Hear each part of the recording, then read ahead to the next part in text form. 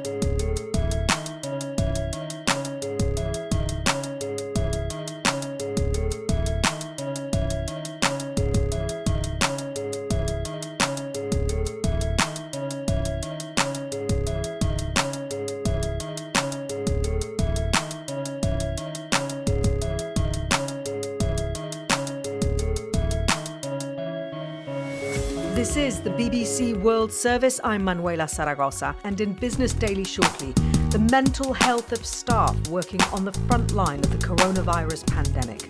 We hear stories of those who are just about managing and those who aren't. What lessons are there from previous epidemics? And what advice is there for those getting up every day to go and work in a job that exposes them to a high risk of infection? That's after the news. BBC News with Derry Smith. China's leader Xi Jinping has told President Trump that Beijing and Washington must unite to fight the global coronavirus epidemic. The two countries have repeatedly clashed over recent weeks, with Mr. Trump calling the disease a Chinese virus. But in a telephone conversation, President Xi said China was willing to work with the US, and he called Beijing's approach open and transparent. In a friendly tweet after the call, President Trump said Beijing had a strong understanding of the disease. Mr. Trump has described figures showing that America now has more confirmed cases of coronavirus than any other country as a tribute to the number of tests being carried out.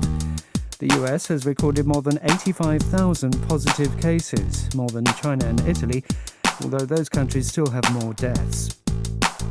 Scientists in Britain studying the pandemic have given a stark warning that governments must act quickly if they're to avoid the deaths of many millions of people. The study, using computer simulations, says that failure to test and isolate patients and to establish social distancing could lead to huge loss of life. China and Russia have both moved to stop foreigners coming in. China says it's halting most international flights. Russia says it's banning all of them. Canada has firmly rejected the idea of US troop deployment at the Canada-US border to fight the spread of the coronavirus. US reports said that Washington was considering sending 1,000 troops to detect illegal entries. The Canadian Deputy Prime Minister said such a move was unnecessary and would damage relations. The security forces in South Africa have begun enforcing a 3-week nationwide lockdown. And the Australian Prime Minister Scott Morrison has announced stricter quarantine measures. He's also enlisted the help of the army. BBC News. Hello and welcome to Business Daily from the BBC. I'm Manuela Zaragoza. Coming up, working on the front line of the coronavirus pandemic. It's when you get home that the nightmares wake you up in the middle of the night. We're talking about the psychological burden of health workers and care workers. I was on the front lines in SARS, and we saw that too, is this anxiety of bringing the illness home. And I think for some people, that may be overwhelming. And advice on how to cope. This is a marathon, it's not a sprint. Focus on one clinical task, on the one patient you're helping right now. That's all here in Business Daily from the BBC. If this Covid-19 pandemic is a war, then its foot soldiers are the world's armies of medics, nurses and carers. But do they have the right equipment to go into battle? Across the world, the coronavirus pandemic has triggered a run on global supplies of personal protective equipment, PPE, according to the World Health Organization. That's added another level of extreme anxiety to an already very stressful situation. We spoke to a worker at a care home for the elderly in Spain. The death toll there from the coronavirus is now the second highest in the world after Italy. Earlier this week in Spain, elderly patients in several retirement homes were left abandoned and in some cases dead in their beds. The Spanish nurse we spoke to works in a different care home. She asked to remain anonymous. Yo estoy preocupada porque las medidas. I'm worried because I think they haven't taken enough measures. Many of our colleagues are on sick leave, staff aren't given protective equipment, so we are exposed. We are just given an ordinary mask that is useless against the virus because it's an FFP1 instead of an FFP2. And we use the same mask for days, so some people bring their own from home because they're scared. We're not safe here. Those of us who are still working, we are tired mentally and physically. We are fighting coronavirus, but residents go on with their life. They keep falling, they still have other diseases, so we are very tired. Se siguen cayendo, siguen teniendo otras patologías, entonces acabamos muy cansados. Right, because, I mean, it sounds horrific in the sense that also that your job is so much about is physical contact with the people that you're caring for. And I imagine that you can't do that with this constant anxiety hanging over you that you yourself might get infected. Sí, claro que me afecta porque no sabes si... Yes, of course I'm affected because you don't know if someone is sick or not. They may have symptoms that could be caused by coronavirus or not, but you have to look after them anyway. And unless they're taken to that isolation unit, you have to do it without protection. And not everyone is taken to that unit because we have no tests, so we can know if they have coronavirus or not. So you are exposed. And not only you don't know how the disease will affect you, but you are scared of passing it to your family because you may just carry the virus and have mild symptoms, but your family could get sick and suffer. And when you wake up in the morning knowing that you have to go to work, how anxious are you? How difficult is that to get out the door and go and do that very difficult job, knowing that, you know, you're putting yourself at risk? La verdad que cuando uno se levanta por la mañana, When you wake up in the morning, the first thing you think is, do I have a fever? That's the doubt you have when you are constantly exposed, if you'll wake up feeling sick or not. You try not to think about it, because if you overthink about getting the virus, even if that's a risk because of the lack of protective equipment, it's your job, so you have to go and help. What did you think when you saw the reports about the elderly people who were abandoned in several care homes in Spain? Was that something that shocked you, or did you think, given the circumstances, it didn't surprise you too much? It wasn't the care home where I work, so I can't talk accurately about what happened there. But I imagine that they were living the same we are living. There are enough staff to provide care for those residents who are alive. I imagine the same happened with the bodies that were found there. Undertakers are overwhelmed. They don't have enough staff to pick up the corpse. It's not a matter of seeking out those responsible for what happened, because I think that was the main problem. It can happen in my care home too. If stricter measures aren't taken, we'll have the same situation. Residents get very scared when they see these things on TV, of course, because this is where they live. What it's like to work in a care home for the elderly in Spain in the midst of this pandemic. That anxiety is, of course, not exclusive to care home workers. We asked medics on the front line around the world to tell us how they're coping. I'm Dr. Arale. I'm an internal physician in Hong Kong. Now I'm working in the isolation facilities. During these 4 weeks, I will leave my family and living in a small apartment alone. And after that 4 weeks, I will stay alone, living alone for 2 more weeks. Sometimes it's lonely, also sad when you return home after a long day work without anyone next to you. So during these 6 weeks, I will occasionally go home to see my son. However, I cannot hug him, I cannot eat with him. Sometimes my son will ask me to give me a big hug, but I will ask him to stop and tell him, "Oh, mommy is dirty, please don't come near to me." I can only talk to him. Hi, I'm Dr. Yang, an anaesthetist working in the intensive care unit in Hong Kong. We are now seeing a second surge of cases from returnees, with our numbers doubling to 400 in the last week. And this is really worrying, as the medical staff and the community have been in a state of hypervigilance since the end of January. Fatigue is setting in, and stocks of protective gear, that's all getting low. We're at critical levels, so much so that we've been encouraged to reserve it only for positive cases. However, we're all aware that there's many asymptomatic, untested cases of coronavirus in the community. As an anaesthetist, the thought of not having protective gear is extremely stressful and worrying to us. I am Pablo Sánchez, intensive care unit nurse at the Consorcio Hospitalario Provincial de Castellón in Spain.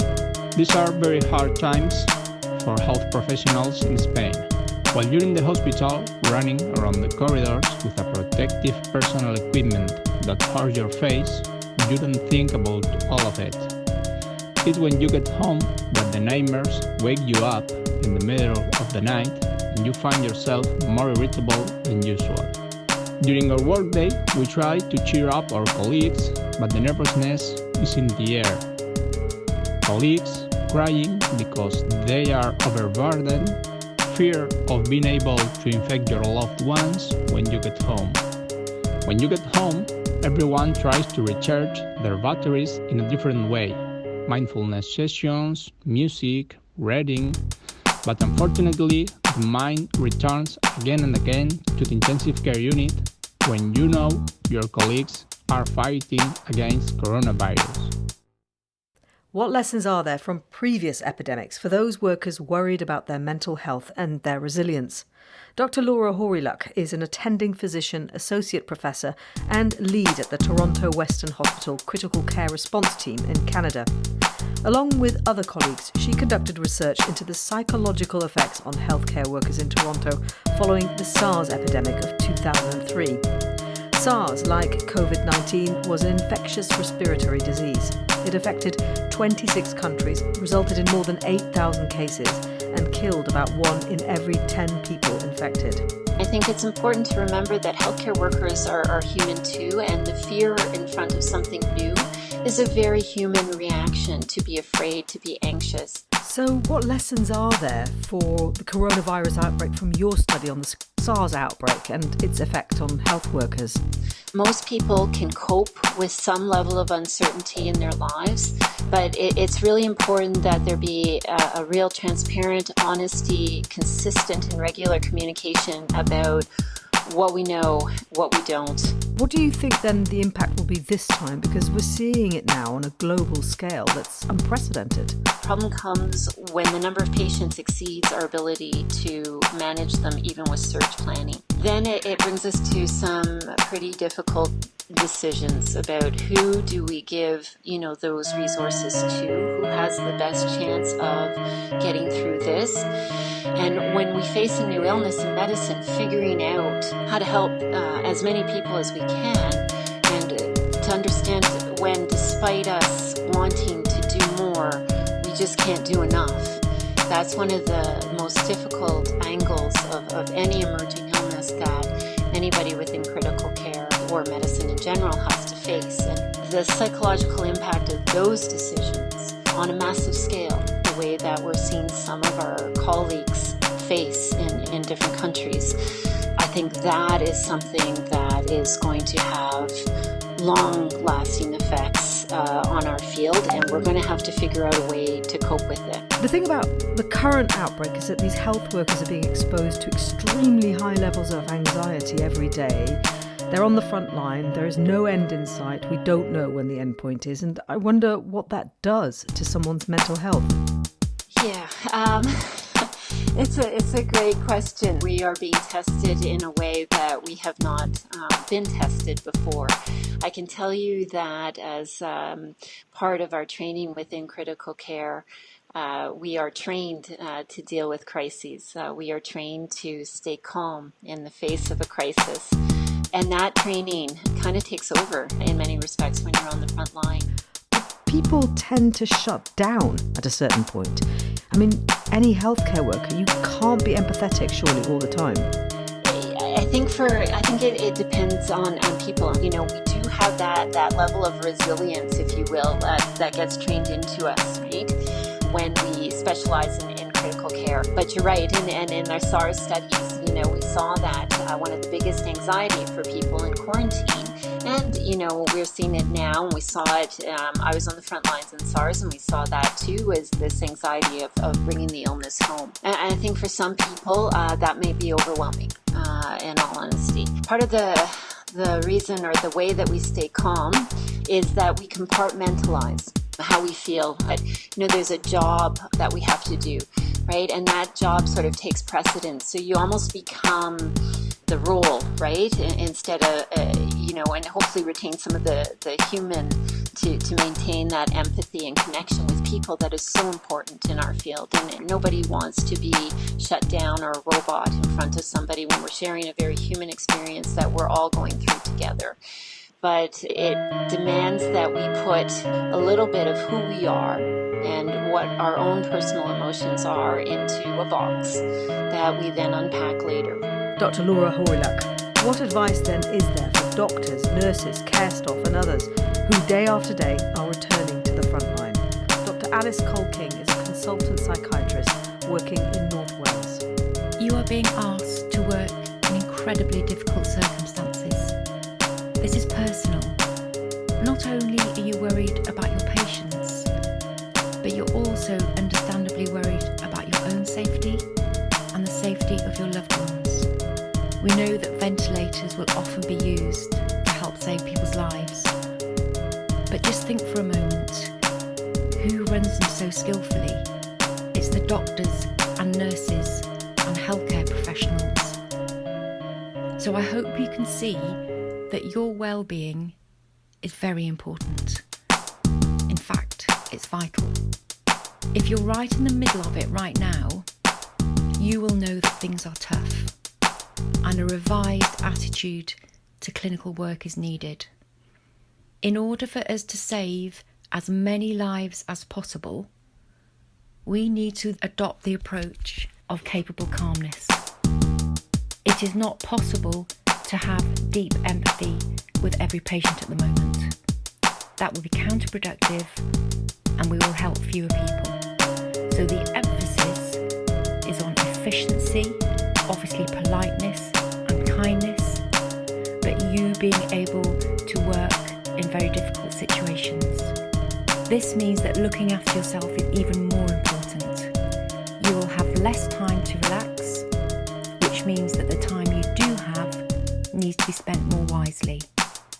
You need to stop doing unnecessary tasks at home and focus your efforts on quality recharge. If you're running on empty, you'll be less effective. But small changes, repeated regularly, add up. Self-care is not selfish, it's not a luxury, it's a necessity. And actually, it's as important as PPE and ventilators. So whenever possible, take every opportunity to look after yourself. Take regular breaks, try and have enough sleep, but I know that might be hard at times. Try to eat good, quality, nutritious food when you can. Stay adequately hydrated and exercise whenever you can. Remember, this is a marathon, it's not a sprint. Try and find a way to stay connected with family and friends. It may be that it has to be virtual, but perhaps you could have, for example, shared meals or watch a shared programme over a video platform. Think of doing less things which are unhelpful. Perhaps constant Covid-19 update checking is not helpful. Focus on one clinical task on the one patient you're helping right now. I know it's so hard thinking of all these people that need your help, but focus on this one thing and help this one person. Try to avoid alcohol and try to avoid excessive caffeine, particularly if you're about to start a shift in PPE. And you need to do more of some things. So build a well-being plan. Think about how every day you can spend, even if it's just a couple of moments, building up your own personal well-being. Everybody can benefit from having a safety plan. It's a set of actions and strategies and people to contact if you become distressed. You matter. You matter very much. Please look after yourself. And in fact, perhaps the most important thing that you will do is recognise if you're struggling and ask for help when you need it. Take care. Dr. Alice Cole-King. If you've been affected by any of the issues in this programme, do seek the help of a professional medical organisation wherever you live. You can also find a link to Dr. Cole-King's advice on the Business Daily programme page on the BBC website. Today's producer was Vivian Nunes. Business Daily is back again on Monday. Stay safe. Now witness history with me, Rebecca Kesby. In 1981, doctors in San Francisco began noticing that young, healthy people were contracting a strange and deadly disease. At the time, little was known about HIV/AIDS, how to treat it or how to prevent it. The city's vibrant LGBT community was particularly badly hit. I've been speaking to activist Cleve Jones, who lived through those traumatic years and who inspired a campaign that would change public perceptions of the victims, a giant patchwork quilt. Ultimately, over 20,000 gay men would die in this neighborhood. And what drove me nuts was to walk around and there is no evidence. And I remember one day exclaiming in rage to my friends, you know, if this was a meadow with 1,000 corpses rotting in the sun, then people would look at this, they would see it, and if they were human beings, they would be compelled to respond. Cleve Jones, now one of the most prominent HIV/AIDS and LGBT activists in the world. But in the early 80s, a young gay man living in San Francisco, surrounded by a deadly epidemic, and with what he believed was an indifferent government, too slow to fight back against the disease. I was obsessed with this notion of bodies lying in a meadow somewhere. I wanted to show how much land would be covered if all of these bodies were lined up head to toe. If that's what it takes to compel a response, then that's what we're going to do. I talked about this idea for a whole year, and everybody told me it was the stupidest thing heard of, but I ignored them and kept going and found people who shared the vision, and it ended up becoming, I believe, the world's largest community arts project ever. Cleve's idea was to organise friends and family to stitch a huge patchwork quilt with one panel dedicated to every person who had died of AIDS. Each panel would be 3 feet by 6 feet, the approximate size of a grave, to show the true human cost of the disease. But the quilt would also be symbolic for other reasons. As a traditional American folk art, the epitome of a comfortable home, it drew attention to the fact that so many LGBT people had been rejected by their families and pushed out of their communities. In the late 1970s, San Francisco was one place gay people felt they could build a new life.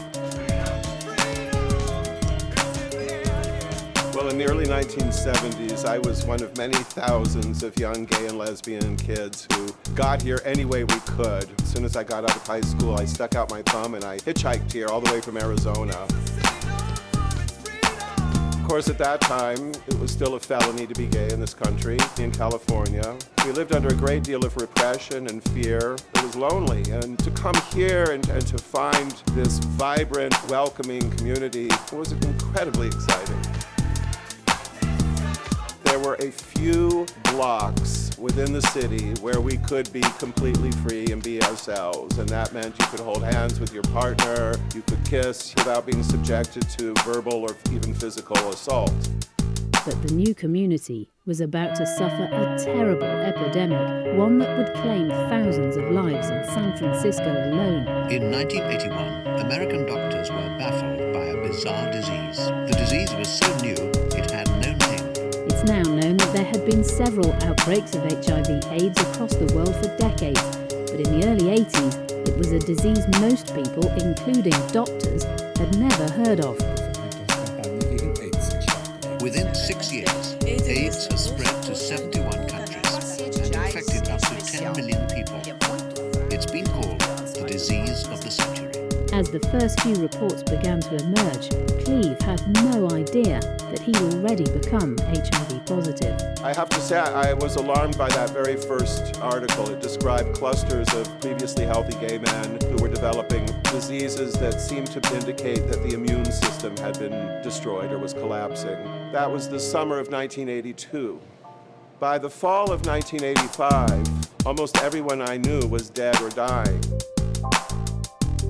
We very quickly came to understand the signs.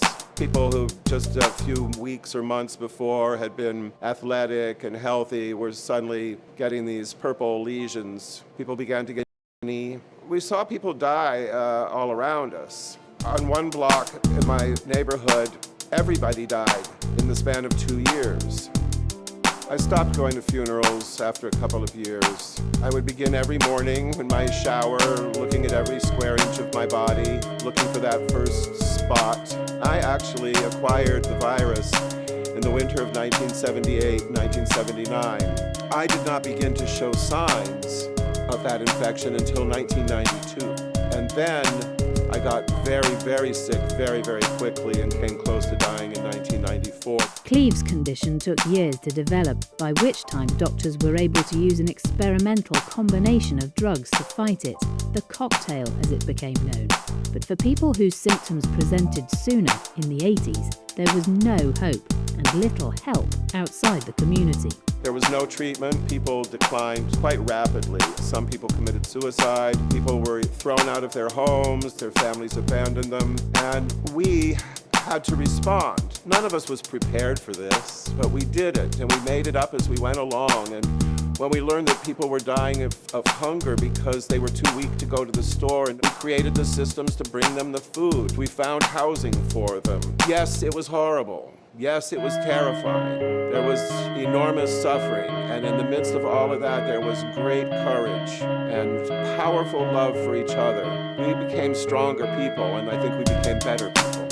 To raise public awareness and to provoke a sense of urgency among the authorities, Cleve Jones devised his quilt idea in 1985. Coming from a Quaker background, he was familiar with the quilting tradition. Quilts traditionally were made from cast-offs, taking scraps of fabric which on their own have no use and are of different colors and different textures, and sewing them into something that is warm and comforting. And I thought of my great-grandma back in Bee Ridge, Indiana, and the quilts that she'd made. And it was such a middle-class, middle-American, traditional family values kind of symbol. And I happen to believe in traditional family values and want them to apply to me and my family. So, I thought it would be good therapy for people who were deep in grief. There was something about working with one's hands while sharing stories that I thought would be healthy. I thought of it as a weapon against the government, to shame the government by revealing their inaction. On October the 11th, 1987, activists spread the enormous handmade quilt down the National Mall in Washington, D.C. It's a place that's known for its monuments. They're made out of stone and steel. And we took a monument there that was made of cloth and thread and sewn by ordinary Americans who loved someone who died of AIDS. And our small cadre of volunteers there at dawn, it's quite chilly and the quilts are placed. And I remember crying and just being so tired and so full of grief. And still at that time, there was little hope. I kept talking about hope, but I can't say that I really felt much at that point. I had it in my head, that people would create these individual works of art, but I was never really prepared for the sheer beauty of it, the artistry of it, what they would look like when they were placed together and the morning sun first hit them, and it was breathtaking. I admit there are days when I still feel just overwhelmed by grief. I miss my friends. I miss them a lot. But I'm very grateful to be alive. And for those few of my friends who survived with me, we really hang on to each other a lot. So this quilt is a pretty extraordinary testament to what we went through. And once people could see what I was talking about, then they kind of got the power of it. Cleve Jones. And you can read more about his story in his book, When We Rise. The AIDS Memorial quilt now has more than 58,000 individual panels and weighs well over 50 tons. Cleve Jones was speaking to me, Rebecca Kesby, for Witness History. This is the BBC World Service, and on the inquiry this week, South Korea was one of the first countries outside China to see a surge of coronavirus cases, but it's dramatically cut them down. I'm Kavita Puri, and this week on The Inquiry we ask, what can the world learn from South Korea? At bbcworldservice.com/inquiry.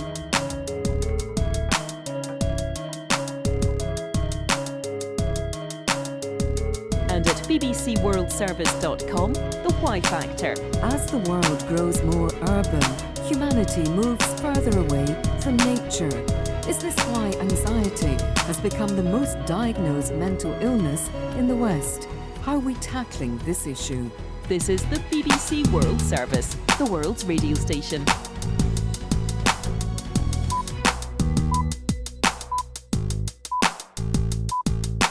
BBC World Service. This is Ritula Shah with The Real Story. One topic, 1 hour every week. And this week, Covid-19 is taking lives and disrupting economies. The pandemic's ushered in a time of insecurity and uncertainty. Governments will be measured by their ability to cope. Will their reliance on scientists steer us away from the emotional appeal of populist rhetoric? As people adjust to lockdowns, the way we live and work is being drastically altered. But is it also changing who and what we value?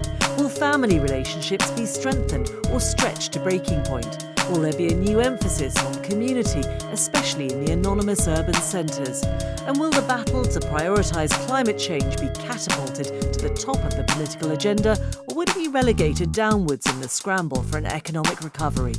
Could a lethal virus provide humanity with new insights? How will the coronavirus change us? That's The Real Story from the BBC, coming up after the news.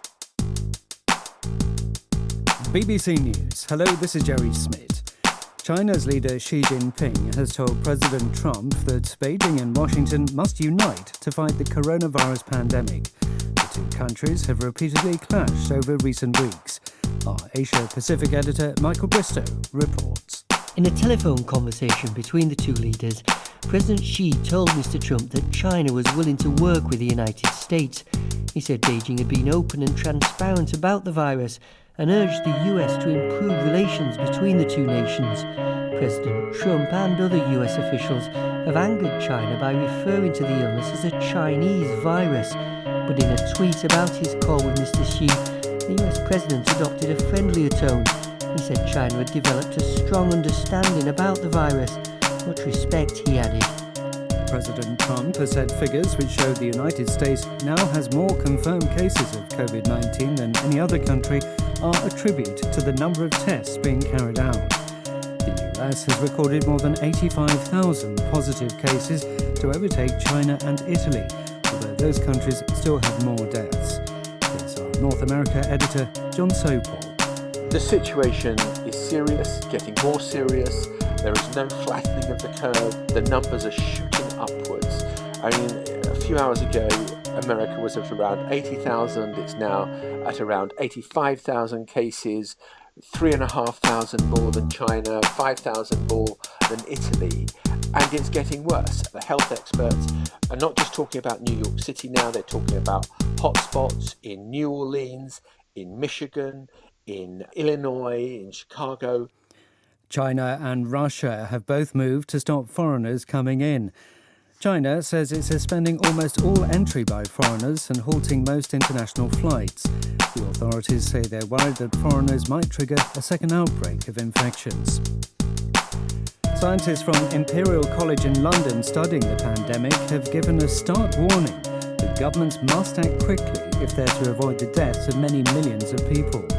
David Shukman has the details.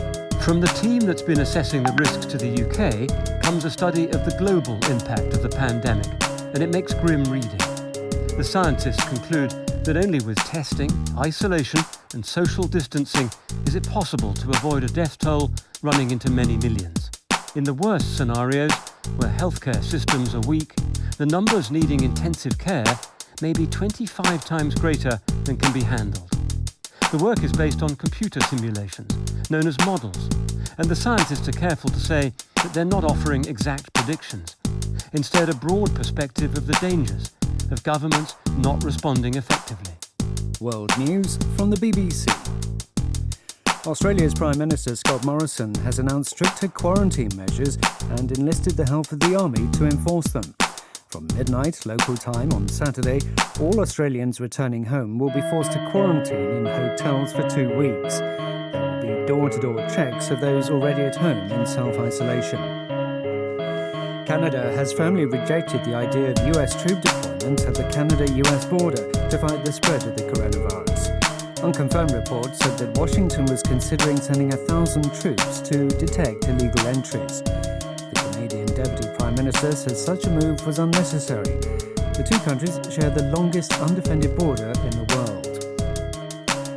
South Africa has begun a 3-week lockdown to fight the disease. The measures are some of the strictest in the world.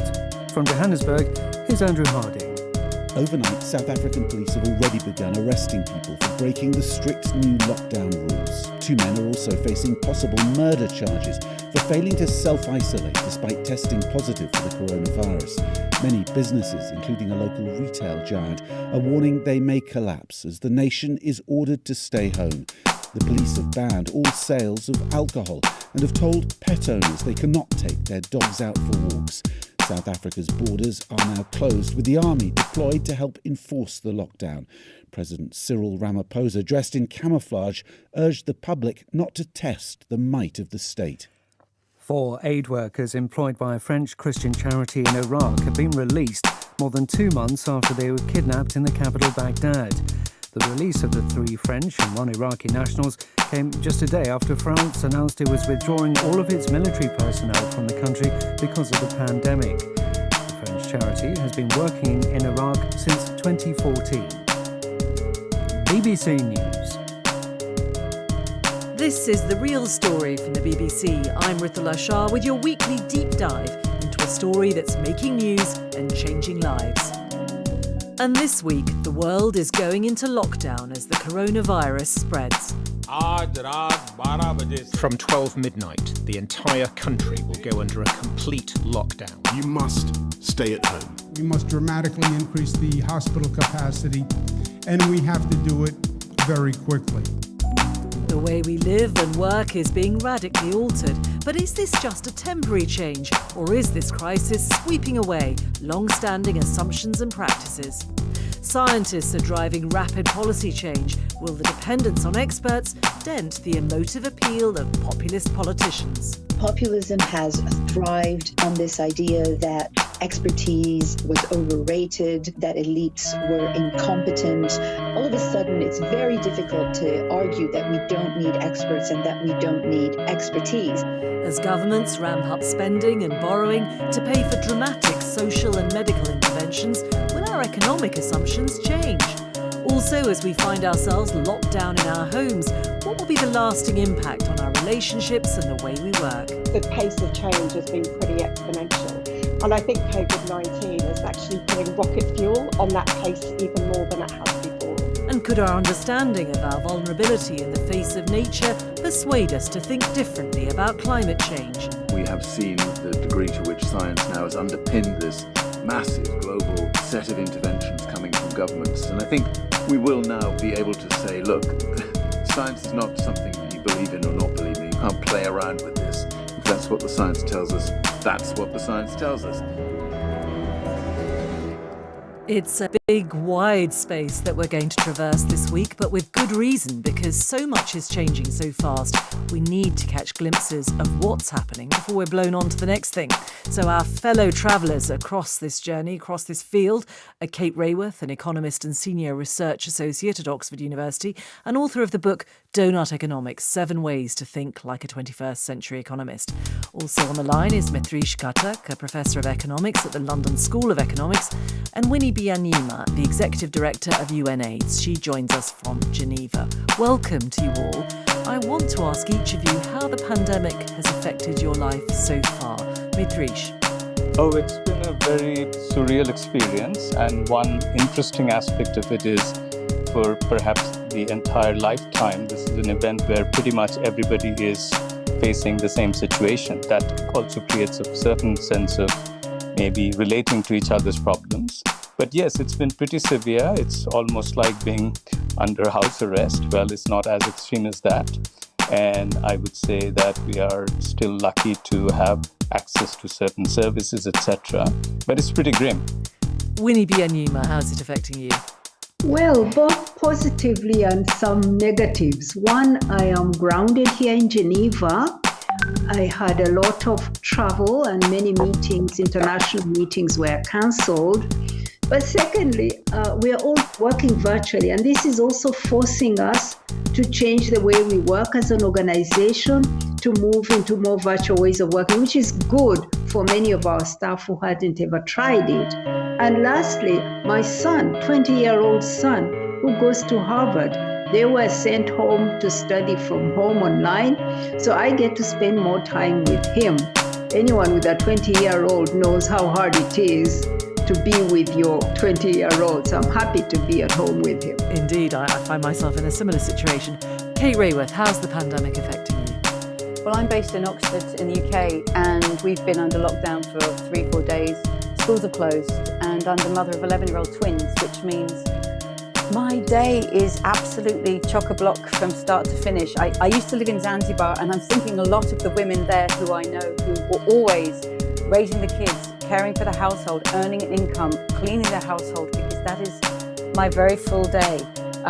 Homeschooling my children. They've discovered amazing educational resources online. How lucky we are to have the internet and have that access. But I have to say, the one really good thing very locally that's happened, I live in a street that's never really connected. I've always felt very sad that we didn't have a community that I could call my immediate neighborhood.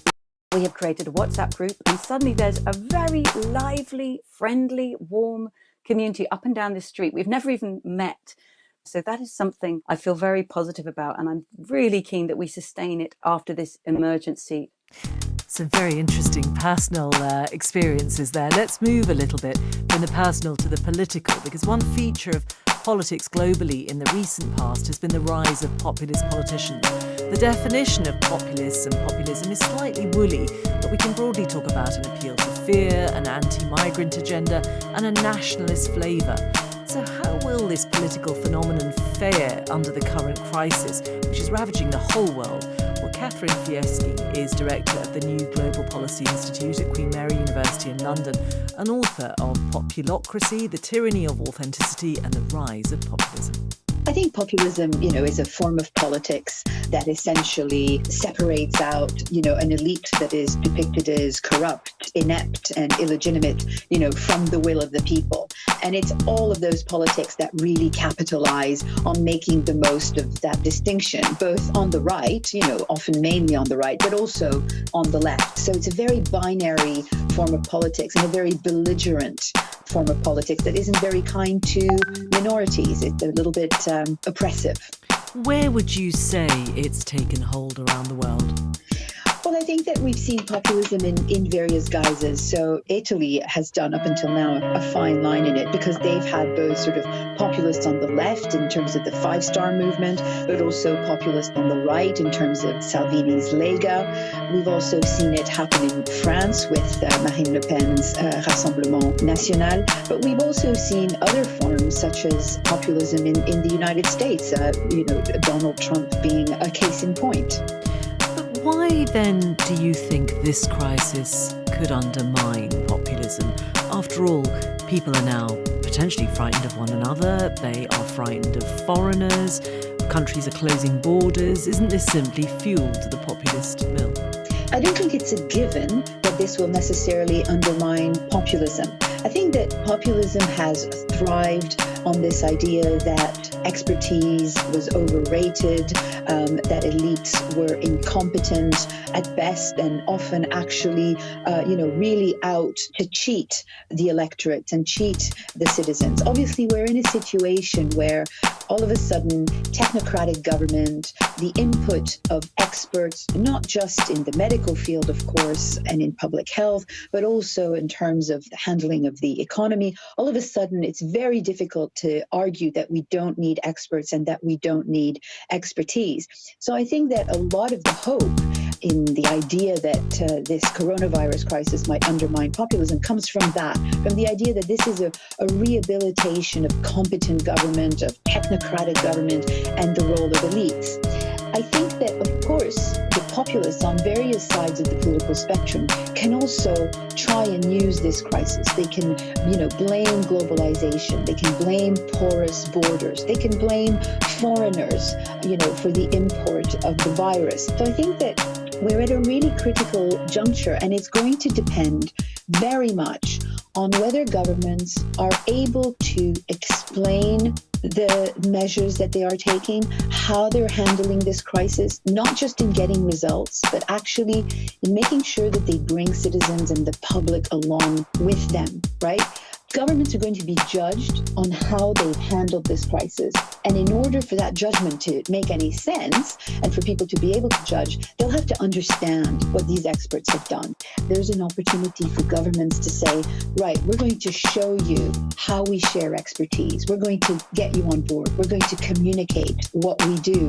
Because that was a lot and is a lot of the drive of populism. It's people basically saying, we're locked out, we don't know what's happening. If we don't communicate properly, if we don't really associate people to these decisions, then we're going to be rife with conspiracy theories and populism will win again. One of the concerns, though, people have had is that the rise of populism suggests a weakness in democracy being undermined, somehow no longer being valued, and the things that underpin it no longer being valued.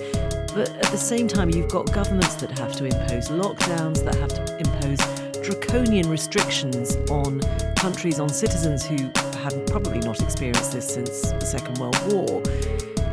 If those governments choose not to roll back from those positions, then that in itself, it might not be populism, but it could be another form of legal and governmental increment that damages what we understand to be liberal democracy. I think that's a really important point, which is worth making.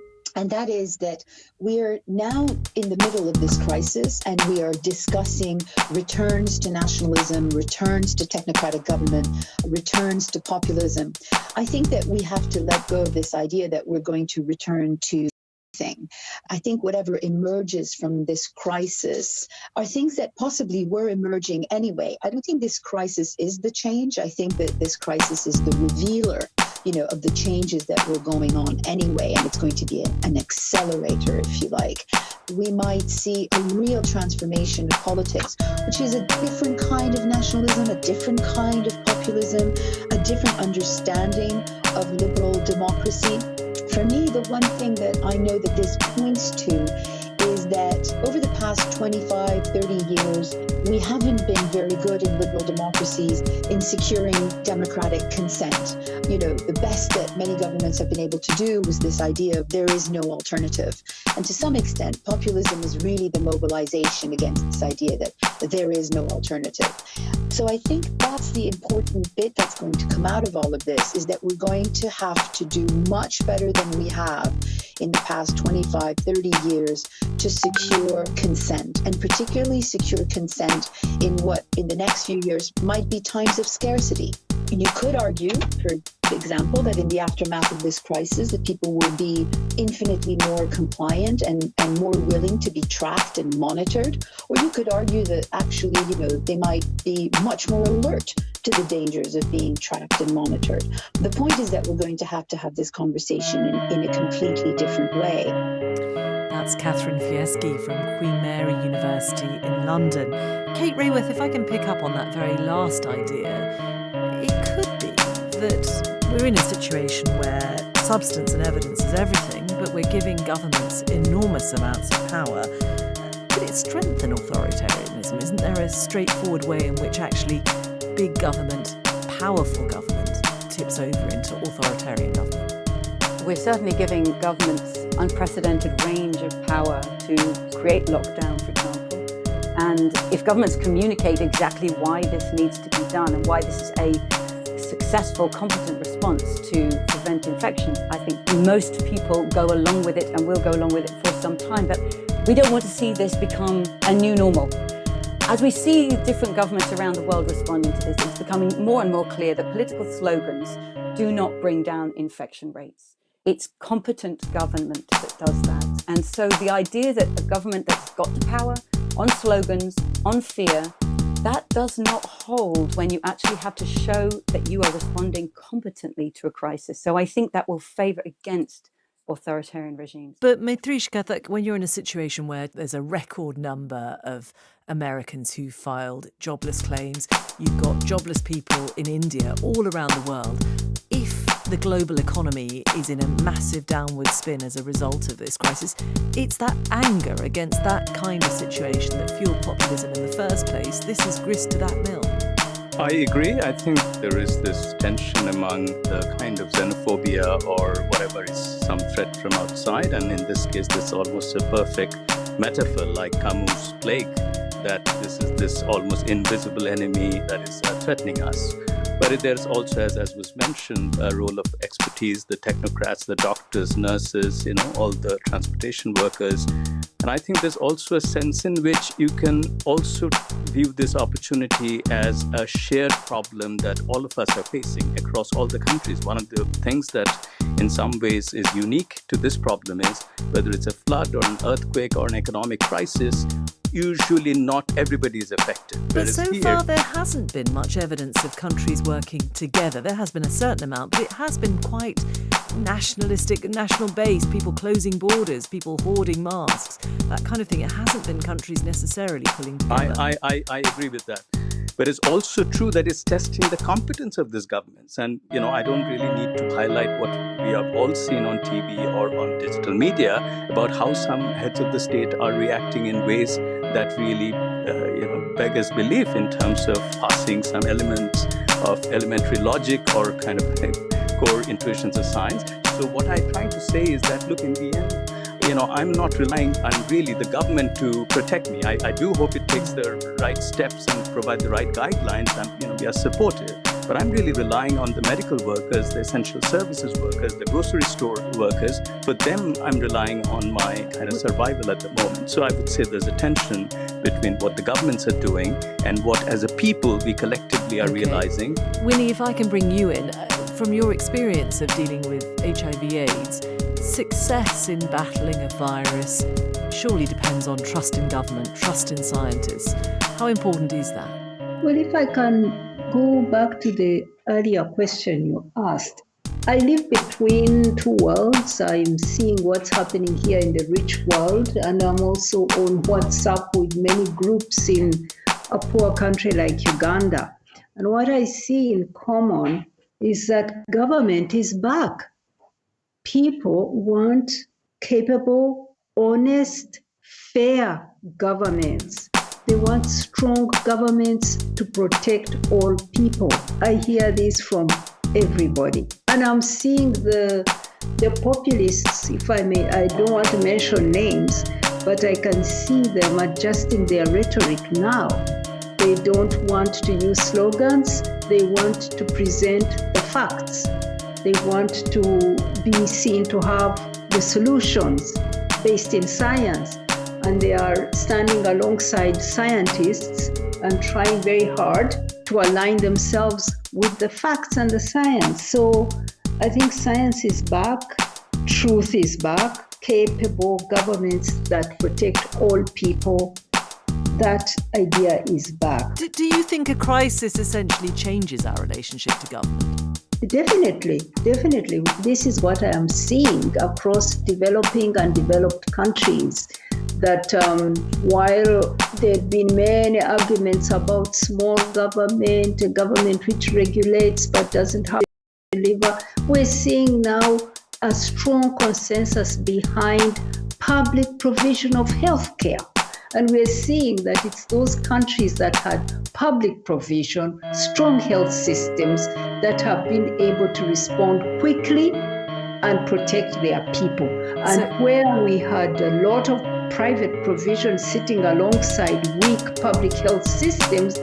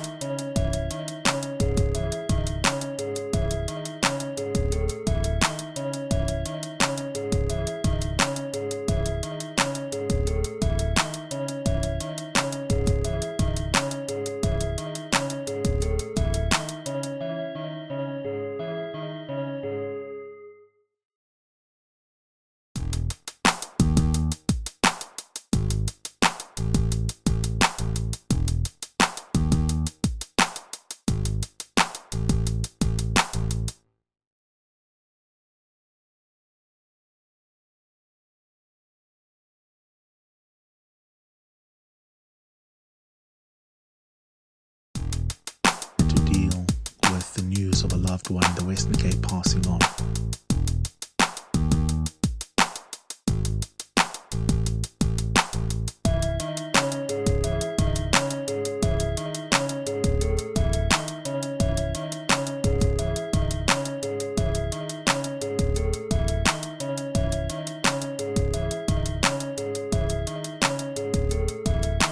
It's good to keep perspective, as we say, Dr. Eve, but it's also important, isn't it, for each one of us to give ourselves permission to feel the anxieties in our relationships, in our spaces that we have. It's essential, actually. So what we need to be practicing is what I talk about all the time, called self-compassion and compassion for others. Most important to have care for yourself, which is why I've written this blog, and I spent many hours on it, thinking about it and putting it together. Please, I really encourage people to go and read it. What I also do, as many people are doing and should be doing, is offering civic service. So I am offering and sending emails 3 times a week to my clients and to my community, which includes our listeners on Radio 702. All you have to do is email me at dreve@dreve.co.za, and you'll be receiving some of this information. So about how to manage in this time around your relationship, your intimacy and your trauma. So taking care starts out with how do you groom yourself? Are you going to just be looking at each other every day and not bothering to get out of pajamas, not bothering to do your personal grooming? And I really suggest that you do that. You just continue with that. This is one of the most important things that keep coming through in all the literature, the importance of routine, of being able to maintain that routine. And I can talk from personal experience because I'm in day 8 now. Remember, I'm still kind of in quarantine, so I won't be seeing a person in real life until 4 weeks' time, really. So it's important to be able to still maintain personal grooming, and really important for intimacy as well, that you have self-respect and respect for other that you're living with. There's different kinds of scenarios, and I want to run through a few of them that my clients are working with and that people are sharing with me. See this, unless you have calls, because let's do that. I think we'll give people the things that they are feeling but haven't perhaps voiced or even anticipated yet, and then we'll take calls in a couple of minutes. Okay, so maybe you are people who do not live together. You are in significant partnership, but you're not living together, and suddenly you do decide, because you have a choice. People have a choice of either they're going to stay separate during this time or else they're going to move in together. So maybe you are significantly attached, married even, and your partner works in a different city or country, and suddenly they've chosen, you've decided that they must come back to you. You're now going to be living with somebody who you're not used to living with all the time. Perhaps also you have got a partner who you've just started a relationship with, and you two are making a decision or had made a decision. Do you stay together or do you stay apart? And you decide that you stay together. Perhaps on day 14 or day 7, you're going to find that actually we're not really that into each other, or we're finding out things about each other we couldn't possibly have known. We fast-tracked this and we want to have a breakup. How do you manage that kind of situation? And perhaps also you are just going to be facing your sexless marriage in a very, very real way, because you could ignore it through distractions like work and getting out and walking your dog. I mean, my goodness, people are walking their dogs. So perhaps that is your situation as well. And for many people who are having unfaithful infidelities, you may be not able to conduct that same kind of extramarital affair that you've been having all the time. And we'll talk about cyber infidelity, because that's one of the fears that I have, is that's going to increase enormously, knowing that there is an out, a way of soothing, a way of relief from the intensity of being with the partner. How do you manage that? And one of my solutions to that is, this is the time to talk about consensual non-monogamy, that you are going to be chatting with other people, but do it openly, do it in a way that's not going to be cheating, because you don't want to add that to the burden of incredible distress and unknowing that we're all living with right now, the radical uncertainty that is perpetuating and invading our very systems like this virus. So you're in different kinds of relationship structures. Talk to us about the impact of that on you and the fears and anxieties that you have around that. Okay, it's 11:30. I'm very curious to know which of those relationship structures apply to you during the lockdown. Have you decided to make sure before the lockdown happened yesterday to be in the same physical space? And how has the first day gone? And what are your concerns and your private fears about how it will play out in the days ahead? 21 days is a long time if you've never lived together. Maybe you live apart and it's a different relationship structure, as Dr. Eve says, but you had a regular informal arrangement to see each other 2 or 3 times weekly. And then perhaps most intriguing of all, you have been, taking Ubuntu too seriously and you're in an extramarital affair. I wonder how you are feeling now that you're being choked. You can't rush over to the person that you have been a thing with on the side. Talk to us, 011 883 0702. It's 11:30. Here's the latest in EWN headlines. Thanks, Eusebius. Good morning. Western Cape Premier Ellen Windey has urged South Africans to observe a moment of silence in the next 30 minutes for 2 women who have died from COVID-19 in the province. The first deaths come as South Africa records more than 1,000 infections in the country A 21-day national lockdown was enforced at midnight in an effort to curb the spread of the coronavirus in the country. During this period, South Africans are required to stay home, aside from specific purposes like buying food or for health emergencies. The Defence Force will deploy 2,820 soldiers to maintain law and order during the 21-day national lockdown. The deployment will cost 641 million rand. President Cyril Ramaphosa revealed this in a letter to National Assembly Speaker Thandi Modise. And Gauteng Community Safety MEC Faith Mazibuko has condemned taxi drivers at Baragwanath taxi rank for failing to comply to the regulations of the lockdown. The rank has been operating as usual this morning until the provincial taxi task team arrived, removing commuters from vehicles and making sure that only 7 passengers are in each vehicle. Those are the headlines. Just Eyewitness News and more at midday or as it happens. EWN Traffic.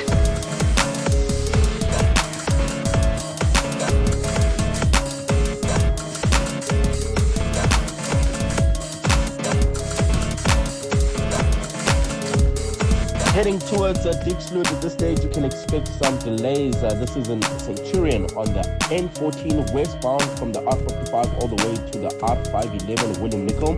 Remember, Metro Rail trains are not running throughout this lockdown. If you are planning on using an Uber or any e-hailing services to go buy food, medication, or going to the hospital, remember, only 1 passenger is allowed per car.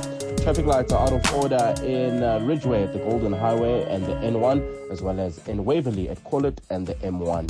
Karabo Chafi, EWN Traffic.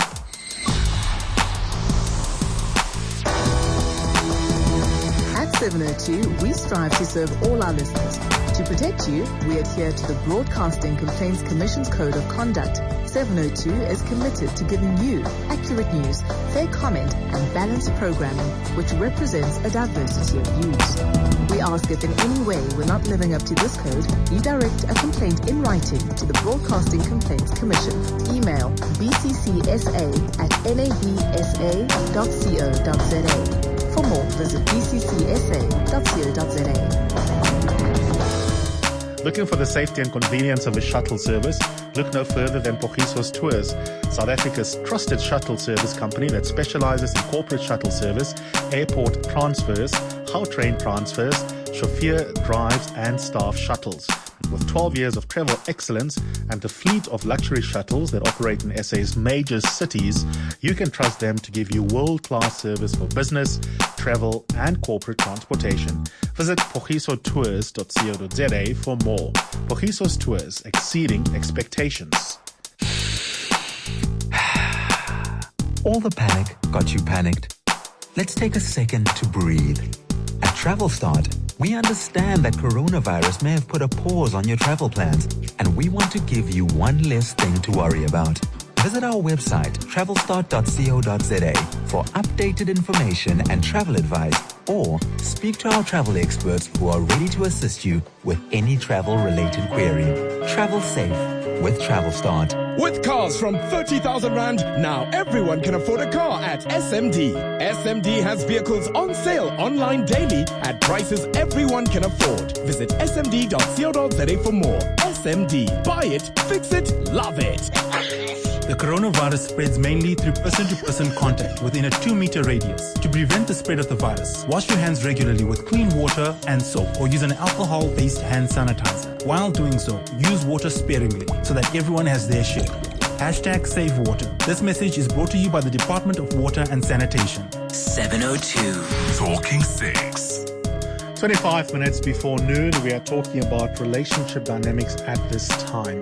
Perhaps you are for the first time physically deciding to live in the same space for 21 days and you have some concerns around that. Talk to us about what you're worried about, and with Dr. Eve's guidance, we'll work through some of the anxieties and the questions and the issues that come up for you.